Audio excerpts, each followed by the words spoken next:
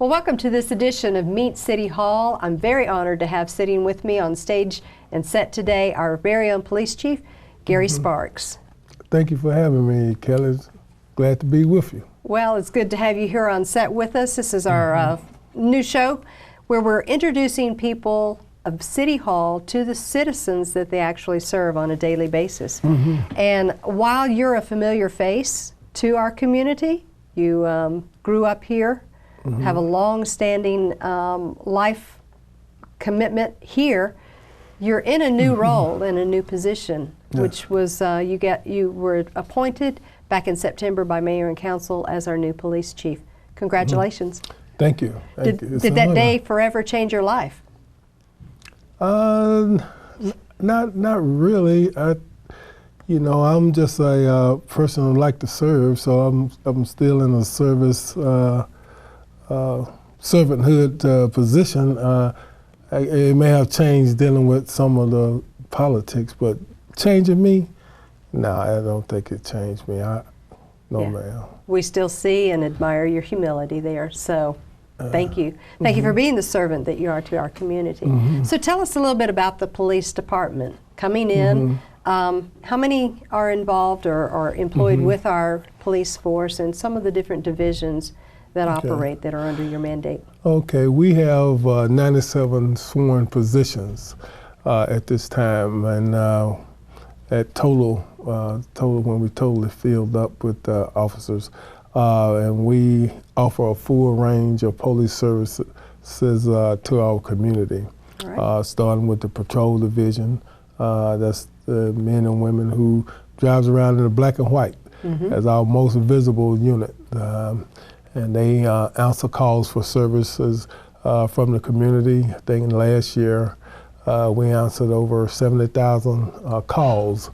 And so that patrol division is that's the first impression that we get to let our citizens see how we police. And then we have our investigative division, which investigate crimes that once the patrol unit goes out and make an initial report, our investigators follow up, and they do an excellent job in following up and finding and arresting people who commit crimes here in the city.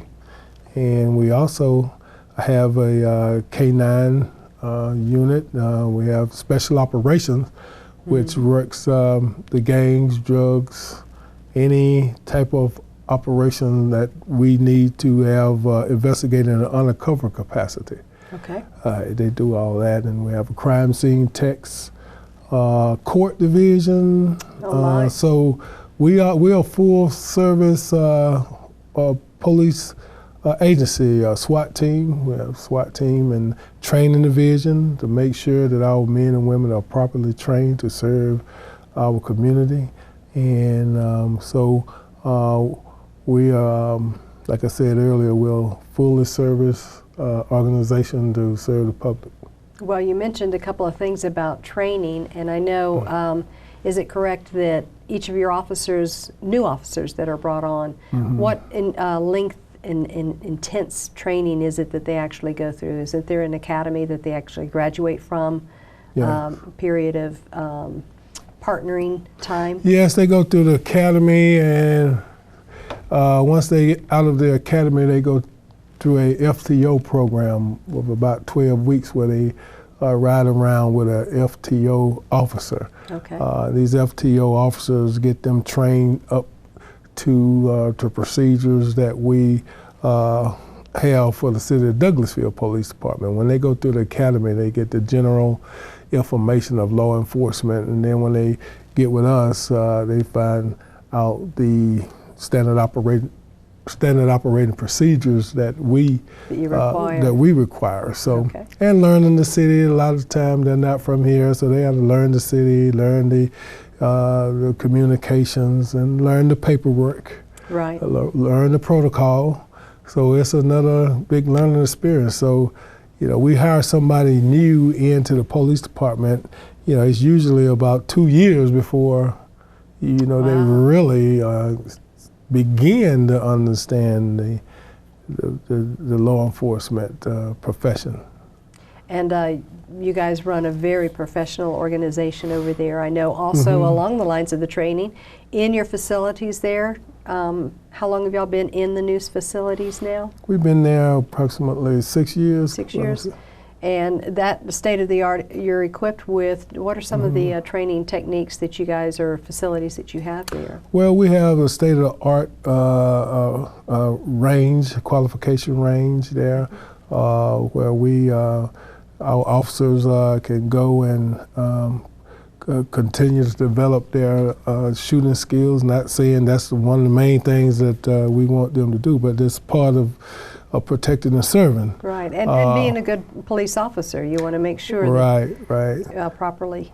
Yes, we just had a class not too long ago entitled Tactical Vision. So, you know, we want our officers to see what they see if they have to utilize their weapon. But we do have a state-of-the-art indoor range with 10 lanes that our officer can go and practice and get proficient in the use of their weapons, which they must qualify with. And we also have FATS machine, which our officers can go into this room and it will display different type scenarios on the wall, and then our officer must react to these different type scenarios.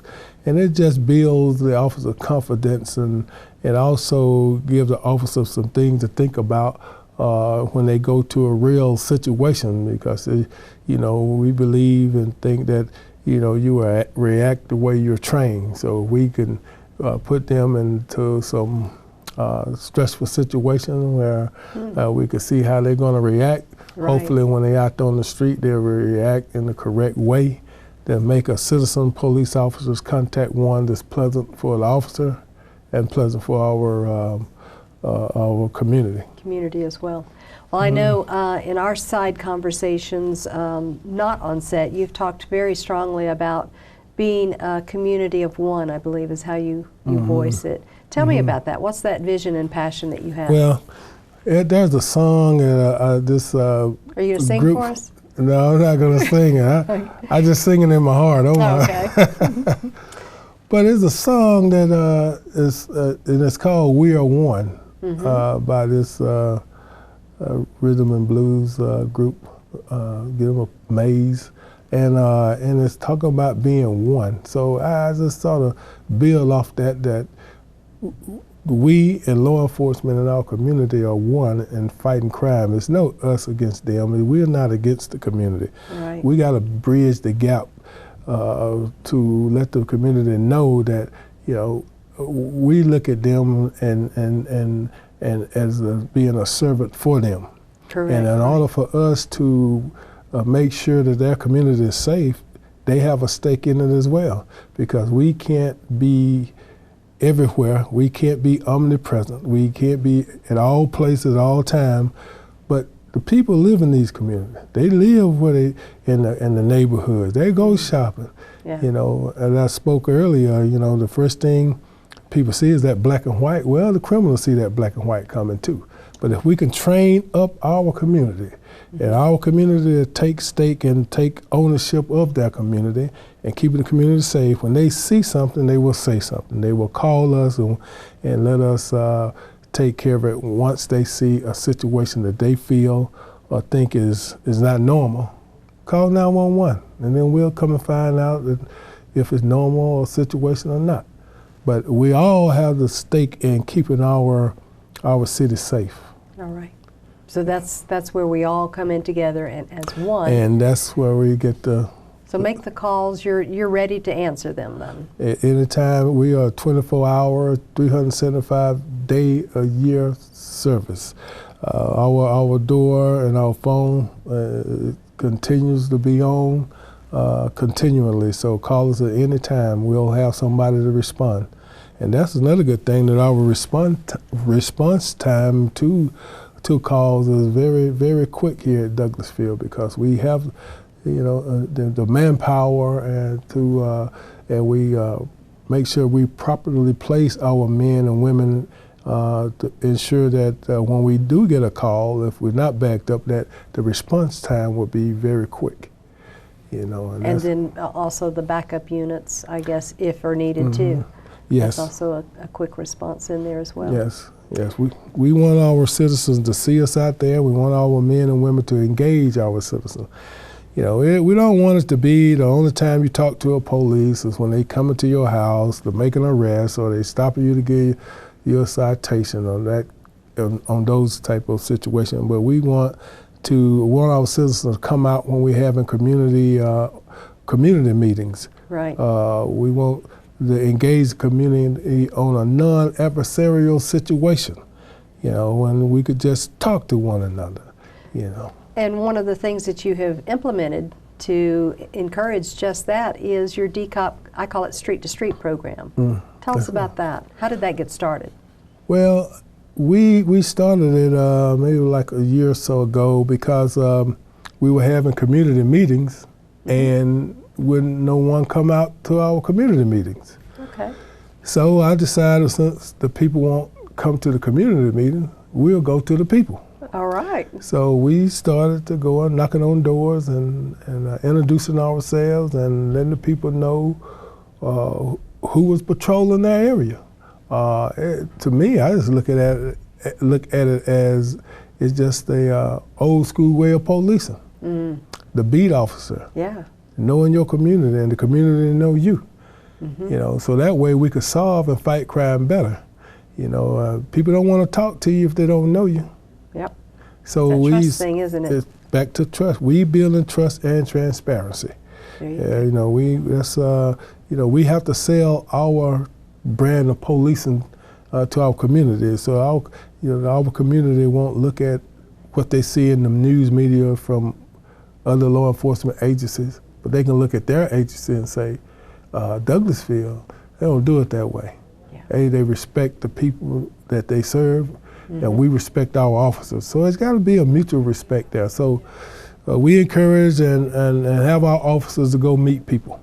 And they have to turn in cards and information on people who they meet, if the people want to give them the information. Right. You know, and that way when we have a community meeting, we can blast out information on when we're going to have one, what the topic's going to be, and things of that nature. You know, we just had one on active shooter. Right. And since the news media had so much, I think active shooter situation had just occurred. So when we had this training up our community, we had a packed house. But when we have a training on enter an auto, which we having a lot of people cars being broken into, or burglary, or how to protect yourself from credit card fraud, or other types of crime, we may get 10 or 15. And I don't want to think that I'm doing that. We doing such a great job that people won't come out. But we want our citizens to come out to get to know us, and we know them. Well, I think it's a great effort that you have instigated here for the PD to not only train and educate their officers to do the job that they're doing, but also pass that educational knowledge down to the citizen base, to us in the community, so that we can also be aware.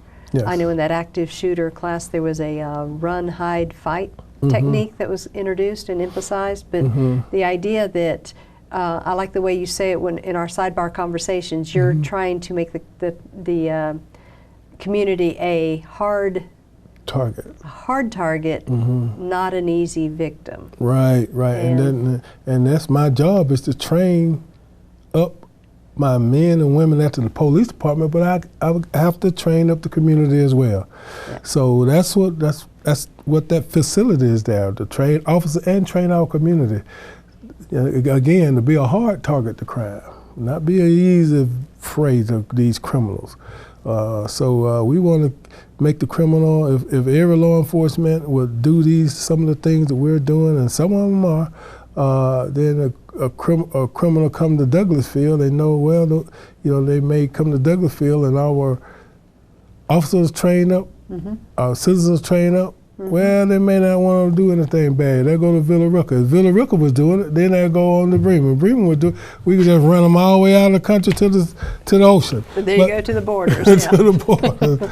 But no, we got, if everybody just start protecting their own jurisdiction and working together, which we have a great working relationship with the county and Carroll County and Douglas County and Villa Rica, the surrounding agencies. We work together. So, but that's what you have to do: work together in fighting crime and employ and train up our community. All right. Well, Chief, I want to say thank you for joining us on the program. Yes. Just beyond that, though, I want to say thank you for doing an excellent job in our community. Like I said, training our officers to do their job to keep the community safe, but also taking, you didn't have to take on necessarily the job or the vision of also training the community. And that's very important and speaks a lot about you and your character.